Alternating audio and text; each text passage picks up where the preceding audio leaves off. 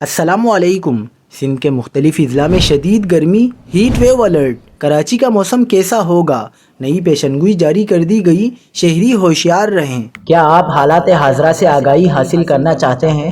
خبر کے پیچھے چھپے اصل حقائق جاننا چاہتے ہیں تو ابھی سبسکرائب کیجئے جلمل پاکستان کو اور ساتھ ہی گھنٹی کے نشان پر کلک کر دیں۔ آپ کو بتاتے چلیں کہ سندھ کے مختلف اضلاع میں شدید گرمی کے باعث ہیٹ ویو الرٹ جاری کیا گیا ہے، جبکہ کراچی کے موسم سے متعلق بھی پیشنگوئی جاری کر دی گئی ہے۔